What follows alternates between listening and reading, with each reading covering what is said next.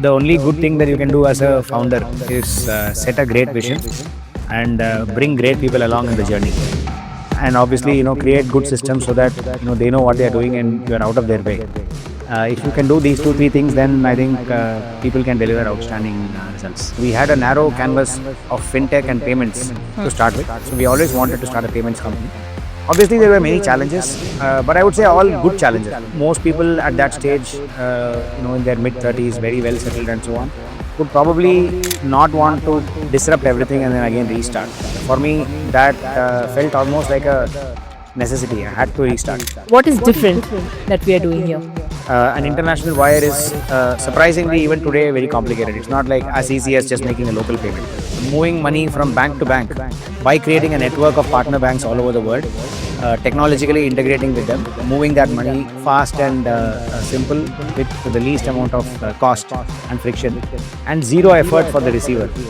This is what we try to do at Skydo. Now, working with Gen Zs can be beneficial and there could be challenges too. What's your people's strategy? They feel very fearless to me, which I really like. Nice. The second thing I like about working with a young team is there are also not too many conditioned industry biases or business biases that they have. What is your long-term vision for Skydo? We want to be a global B2B payments company with all interesting emerging technologies like cryptocurrency and stable coins and so on. Payments is going to look very differently in the next decade. Right. Maybe that universal instant payments is going to be a reality, and we should be one of those companies that is making that reality happen.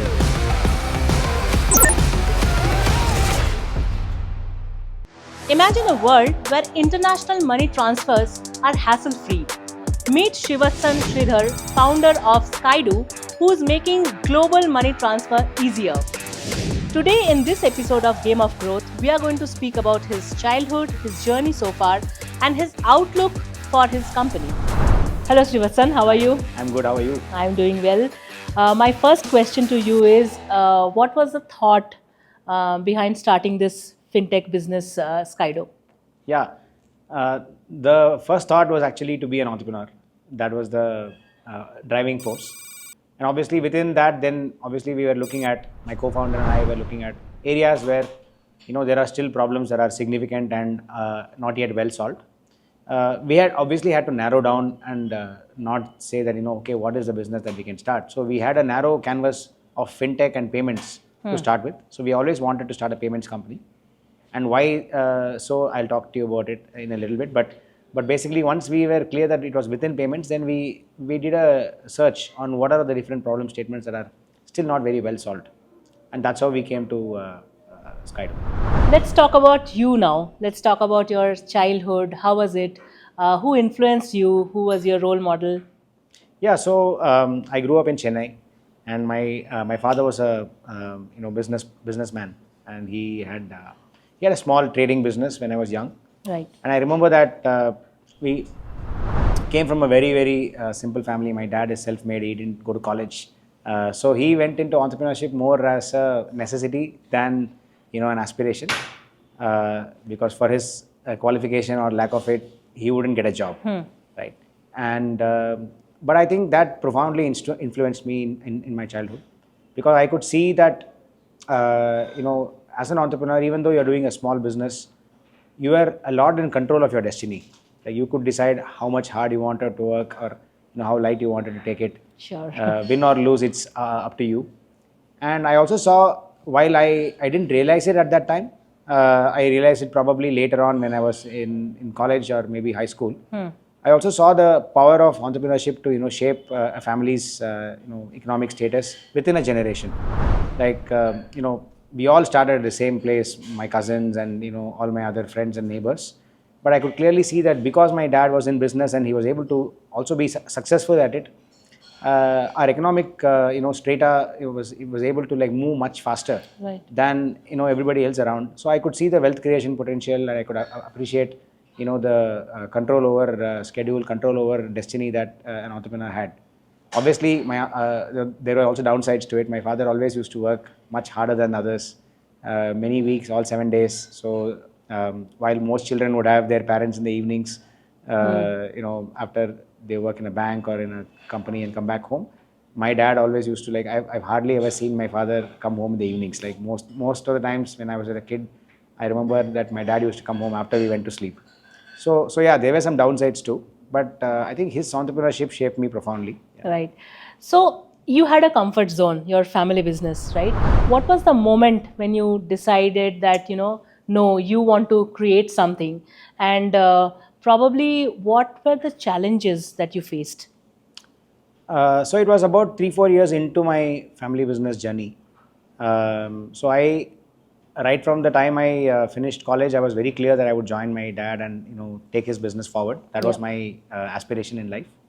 And as that was actually unfolding, like I worked for a few years in other companies before I eventually came to my family business. And while that was happening, it was exciting. It was exactly what I had imagined it to be. I was in charge and I was able to make decisions, really see my thought in action. But about 3-4 years into that journey, I kind of started feeling that the next 20 years are going to be similar. I'm just going to be, running this business. It will grow 5 to 7%, 10% every year, just enough to beat inflation. Beyond a point, I felt like, I want to build a different kind of business where I actually could go global, could have more leverage through technology, and not be a very operation-led, people-led business which had natural constraints to grow faster, right? So, and I spoke to my father about it. We also tried to see if in that business itself there were any possibilities to bring in external capital and so on. But when that was not materializing, I decided that I know I should start something on my own. Right. So that's the trigger that led to it. Obviously, there were many challenges, but I would say all good challenges. Nothing threatening. It was just about uncertainty. So most people at that stage, in their mid-30s, very well settled and so on, would probably not want to disrupt everything and then again restart. But for me, that felt almost like a necessity. I had to restart because then otherwise I wouldn't, satisfy this aspiration.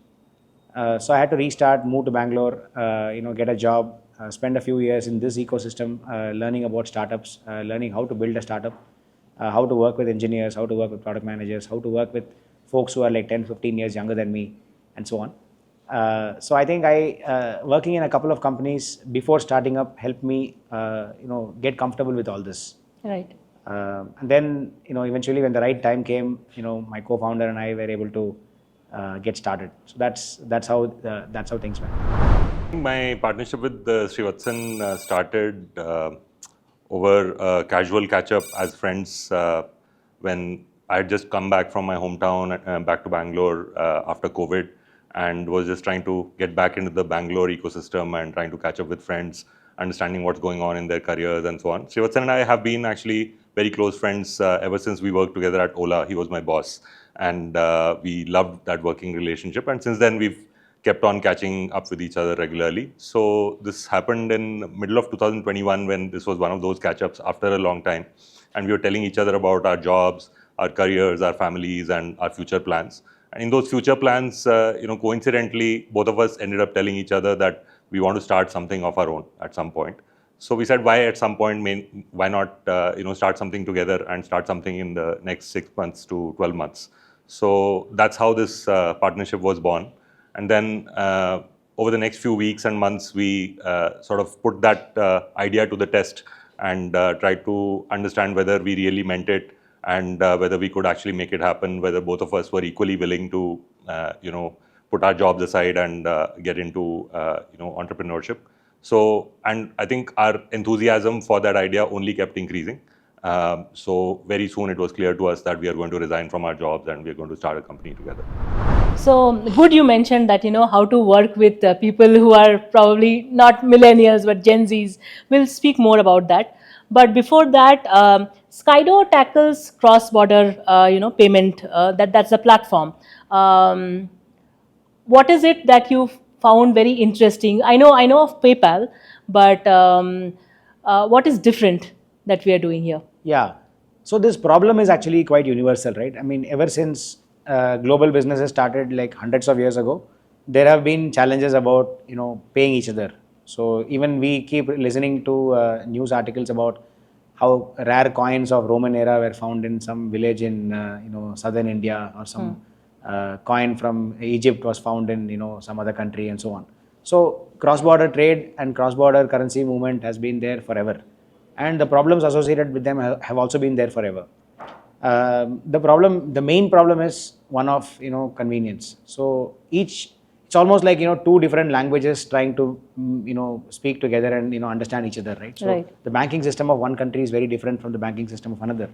So when somebody is trying to make a payment through their bank, an international wire is surprisingly even today very complicated. It's not like as easy as just making a local payment. So that was the genesis idea of Skydo, saying that can we make international payments as easy as a local payment, as easy as what UPI has become for all of us, right? So that's what we try to do, and that is where we are also different from the traditional payment companies, which typically rely on credit card rails to move money. Yeah. Moving money from bank to bank by creating a network of partner banks all over the world, technologically integrating with them, moving that money fast and simple with the least amount of cost and friction, and zero effort for the receiver. This is what we try to do at Skydo. So let's talk about a little bit about people management now. So from what I understand, you have around 100 employees, and most of them are Gen Zs.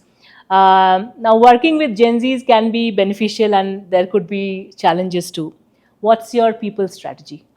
Yeah, for us, it has actually been a blessing to work with younger colleagues, because they bring the kind of energy that it's very difficult to get if you hire only experienced people Right. with a certain bias already set in when they come in. And I also feel that people who are graduating from college now, like people who have graduated from college 2016, 2017, and after, are actually coming into an India where startups are already very common. Yeah. Startups are already a very a legitimate way to work, and there is no fear for them of a startup shutting down or a startup going through good and bad times, etc. Because they know that opportunities are there plenty. So if not this, then I'll do something else. So they feel very fearless to me, which I really like. Nice. The second thing I like about working with a young team is there are also not too many conditioned industry biases or business biases that they have. So they are able to think first principles, which is very important in an industry where we are trying to build something new. It's not like platforms like Skydo have existed for a long time.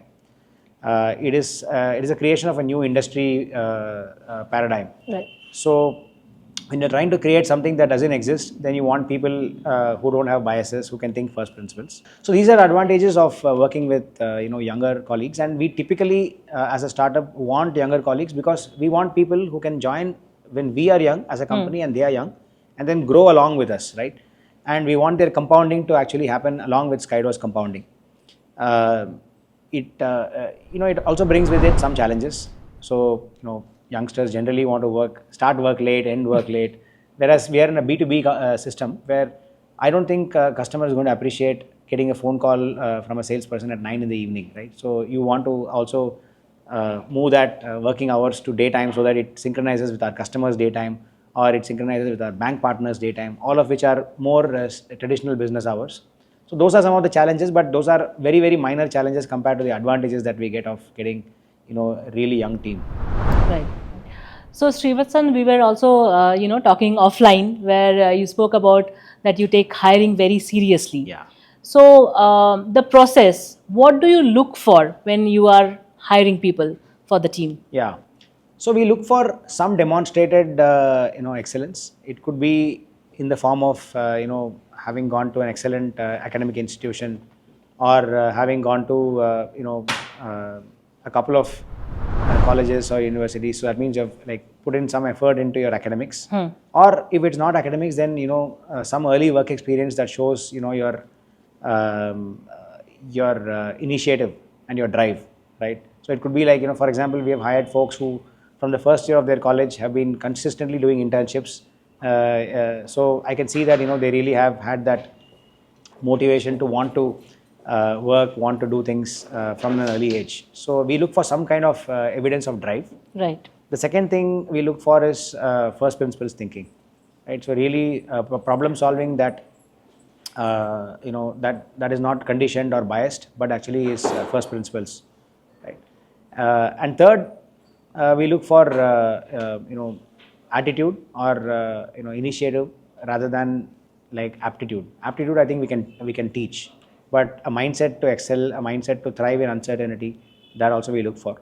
And we take our hiring quite seriously. It's one of the things that my co-founder and I also spend a lot of time on, and all the leadership team spends a lot of time on. So all of us spend at least about 5-6 hours a week in interviews, right? And we take performance appraisals of our team very seriously. We take one-on-ones and regular feedback for the existing team quite seriously. Because I think the only good thing that you can do as a founder is set a great vision and bring great people along in the journey. And obviously, create good systems so that, they know what they are doing and you are out of their way. If you can do these 2-3 things, then I think people can deliver outstanding results. Nice.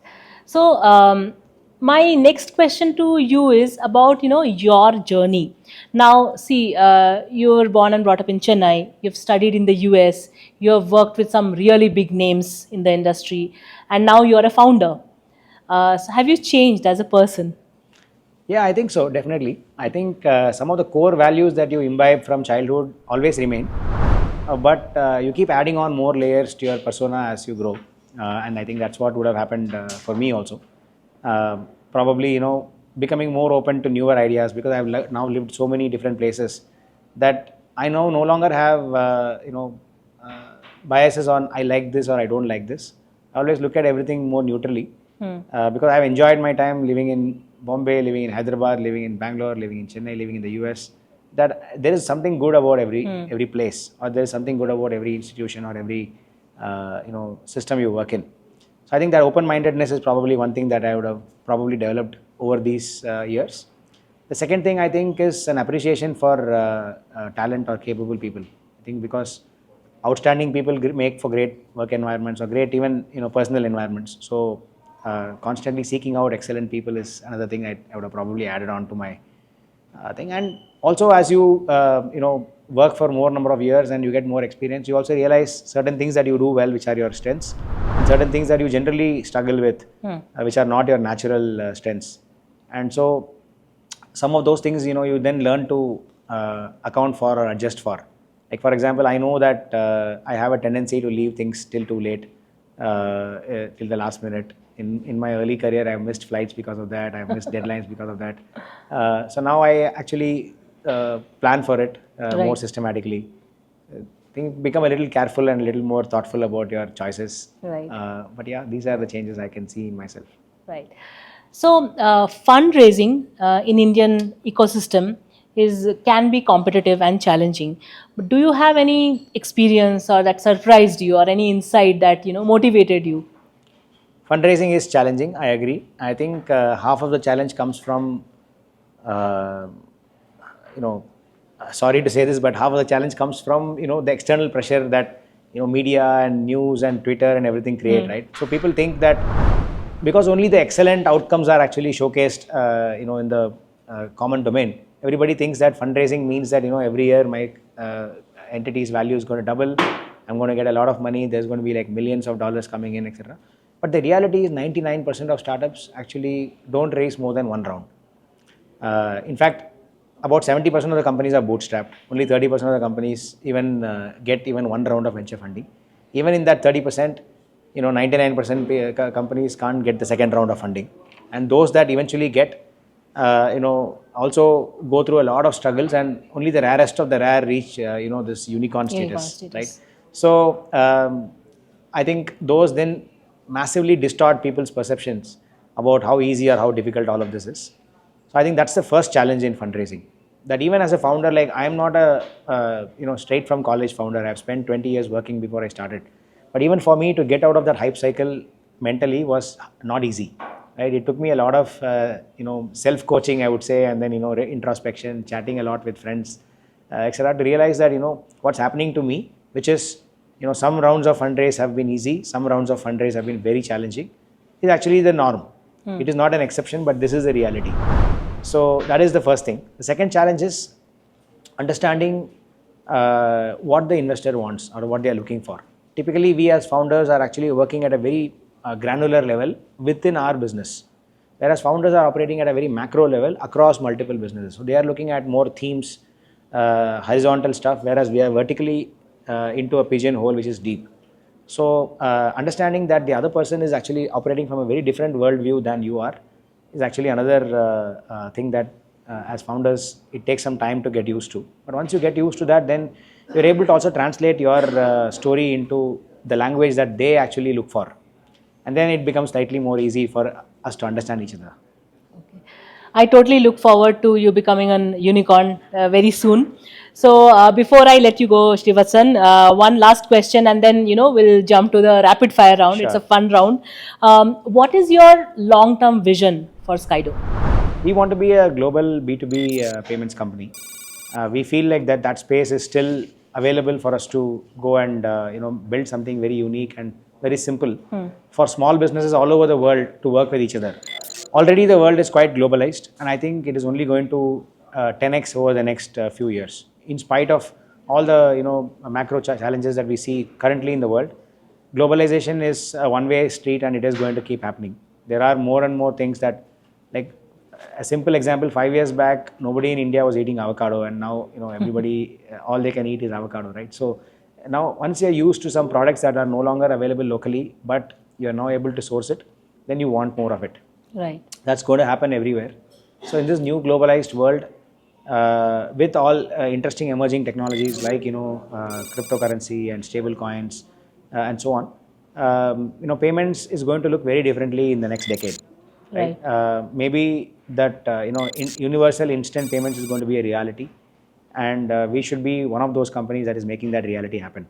So obviously for the next 2-3 years we are very focused on India. We want to scale in India, build a great experience for our customers, both for imports and exports, and then start spreading our wings to more number of corridors and be a global payments company, like how a PayPal or a Stripe, etc., have evolved over the last few years. We want to be that kind of company coming out of India, but now available globally. Nice. We wish you all the best. And now we have spoken about the company and hiring and the technology. Let's have some fun. So I have a list of questions. I don't have a buzzer here, but ideally we would love you to answer in 3 or 4 seconds. Sure. And the first question is: are you a coffee or a tea person? What was your first job ever? I was a research assistant in the university I did my master's in. Right. Early bird or night owl? Night owl for several years, but have been forced to become an early bird because of kids. One thing that you cannot live without? Music. Most used app on your phone? WhatsApp. Favorite vacation spot? If I have to pick one, I would say Goa. And go-to comfort food? Curd rice. If you had a superpower, what would that be? To erase unpleasant memories from the past. Nice. And what was the last show you binge watched? I think it was Bosch. It's a police detective series on Prime. Right. I watched that. Team iOS or Team Android? iOS. Last book you read for fun? Psychology of Money. Oh, interesting.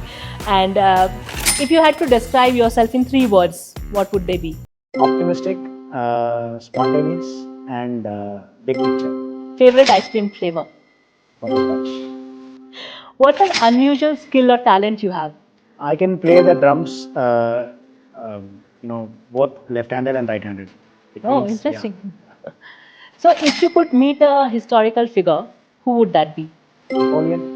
And what's your favorite holiday tradition? Favorite holiday tradition is we all try to take a break during the Christmas time, because that's also holidays for the kids, and we definitely do a vacation, most likely a beach vacation. So that's been like an annual thing for many years. Are you a beach or a mountain person? Very close, but I would say beach. Okay. And last question: who was your childhood hero? My dad. So thank you so much, Srivatsan, for joining us today. Thank you, viewers, for watching us. Thank you so much. Pleasure.